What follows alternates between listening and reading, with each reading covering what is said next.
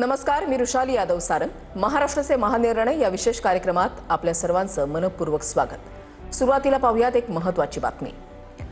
राज्य सरकारने शेतकऱ्यांसाठी एक मोठा निर्णय घेतलेला आहे। कर्ज वसुलीला वर्षभराची स्थगिती देण्यात आली असून पूर स्थितीमुळे शेतकऱ्यांकडून कर्जाची वसुली न करण्याचे आदेश देण्यात आलेले आहेत। जिल्हा मध्यवर्ती बँकेला सुद्धा कर्ज वसुलीला स्थगिती देण्याचे आदेश सरकारने दिलेत।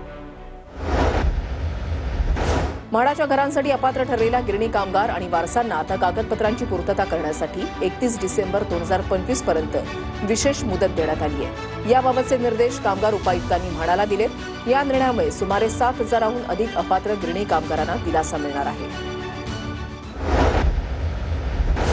आणि आता पुणेकरांसाठी एक आनंदाची बातमी आहे। केंद्रीय मंत्रिमंडळाच्या बैठकीमध्ये पुणे मेट्रो रेल्वे प्रकल्पाच्या फेज 2 प्रकल्पाला मंजुरी मिळाली आहे। पुण्यातील नव्या मेट्रो मार्गांमुळे आयटी हब, औद्योगिक क्षेत्र आणि पर्यटन स्थळ जोडली जाणार आहेत। यामुळे शहरामध्ये मेट्रो, रेल्वे आणि बसचं जाळं विस्तारेल, प्रवाशांची गर्दी कमी होईल आणि शहराच्या वाहतूक व्यवस्थेमध्ये सुधारणा होईल असा विश्वास व्यक्त केला जातोय। मेट्रो रेल्वेचे दोन्ही मार्ग एकत्रितपणे 31 किलोमीटर लांबीचे आहेत। यामध्ये एकूण 28 स्थानकांचा समावेश असेल। मार्गिका 4 ही मुख्य मार्गिका सुमारे 25 किलोमीटर लांबीची असून ती खराडी आयटी पार्क पासून सुरू होऊन हडपसर, स्वारगेट मार्गे खडकवासलापर्यंत पोहोचेल। मार्गिका 4A नळस्टॉप, वारजे, माणिकबाग या मार्गांना जोडणार आहे। मुंबईची वाहतूक व्यवस्था गतिमान करण्याच्या महत्त्वाकांक्षी योजनेमध्ये आणखीन एक पाऊल पडलंय, कारण राज्य सरकारनं उत्तन ते विरार सागरी सेतू प्रकल्पाला 58,754 कोटी रुपयांच्या बजेटसह हिरवा कंदील दाखवलाय। मुंबई महानगर प्रदेश विकास प्राधिकरण म्हणजेच MMRDAला याच्या अंमलबजावणीची जबाबदारी सोपवण्यात आली आहे।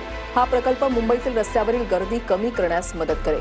55.12 किलोमीटर लांबीच्या या मार्गानं प्रवास वेळ कमी होईल, तसंच आर्थिक विकासाला चालना मिळणार आहे। मरीन ड्राईव्ह ते पालघर या 120 किलोमीटरच्या कोस्टल कॉरिडॉरची उभारणी केली जाते, त्याचाच हा एक भाग आहे। गावांचा कायापालट करण्यासाठी राज्य शासन आता स्मार्ट आणि इंटेलिजंट विलेज प्रकल्प राबवणार आहे। शहर आणि गावातील दरी कमी करण्यासाठी हा प्रकल्प महत्त्वाचा ठरणार आहे। महाराष्ट्रामधील नागपूर, अमरावती, हिंगोली, पुणे, सिंधुदुर्ग या 5 जिल्ह्यांमधील 75 गावात हा प्रकल्प राबवण्यात येणार आहे। गावाच्या सर्वांगीण विकासासाठी हा प्रकल्प महत्त्वपूर्ण ठरणार आहे। आता पाहूयात एक मोठी बातमी। क्रीडा विभागातर्फे प्रोजेक्ट महादेवाच्या राज्यस्तरीय स्काउटिंग अंतिम फेरीचं उद्घाटन मित्राचे मुख्य कार्यकारी अधिकारी प्रवीण परदेशी यांच्या प्रमुख उपस्थितीमध्ये करण्यात आलं। महाराष्ट्रामध्ये फुटबॉलचा पाया मजबूत करण्याच्या उद्दिष्टानं सुरू झालेल्या या प्रकल्पाच्या महत्त्वपूर्ण टप्प्याची औपचारिक सुरुवात झाली आहे। मुख्यमंत्री देवेंद्र फडणवीस यांच्या नेतृत्वाखाली राज्यातील विशेषतः ग्रामीण भागातील फुटबॉलचा विकास साधण्यासाठी प्रोजेक्ट महादेवाची अंमलबजावणी करण्यात येते। राज्यातील प्रतिभावान खेळाडू शोधणं, त्यांना प्रशिक्षण, मार्गदर्शन आणि प्रगतीसाठी आवश्यक पाठबळ देणं हे या प्रकल्पाचं मुख्य ध्येय आहे।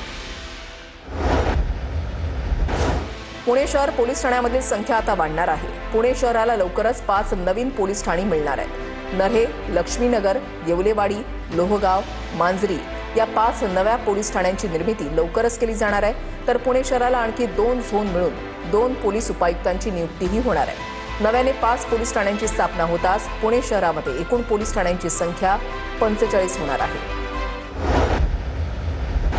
महाराष्ट्रामधील विद्यापीठांनी national institutional ranking framework ranking सुधारण्यासाठी अधिक प्रयत्नशील राहण्यावर भर द्यावा। राज्यामधील विद्यापीठं राष्ट्रीय आणि जागतिक स्तरावर अग्रस्थानी आणण्यासाठी सर्व विद्यापीठांनी प्रयत्न करावेत असे निर्देश उच्च आणि तंत्रशिक्षण मंत्री चंद्रकांत पाटील यांनी दिले। मंत्री पाटील यांच्या अध्यक्षतेखाली राज्यामधील विद्यापीठांचे राष्ट्रीय तसंच आंतरराष्ट्रीय मानांकन उंचावणं आणि राज्यस्तरीय SIRF पोर्टल विकसित करण्यासंदर्भात मंत्रालयामध्ये आढावा बैठक झाली। यावेळेला ते बोलत होते। गोराईमधील महाराष्ट्र पर्यटन विकास महामंडळाच्या सुमारे 128 एकर जमिनीचा आंतरराष्ट्रीय दर्जाच्या पर्यटन स्थळाप्रमाणे विकास केला जाणार आहे।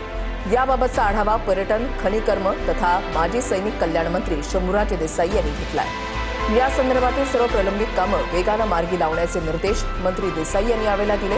गोराईतील जागेचा विकास करताना तिथे आंतरराष्ट्रीय दर्जाचा मनोरंजन पार्क, वॉटर स्पोर्ट्स, रिसॉर्ट तसंच आकर्षक उद्यानं अशा सर्वच सुविधा विकसित केल्या जाणार आहेत।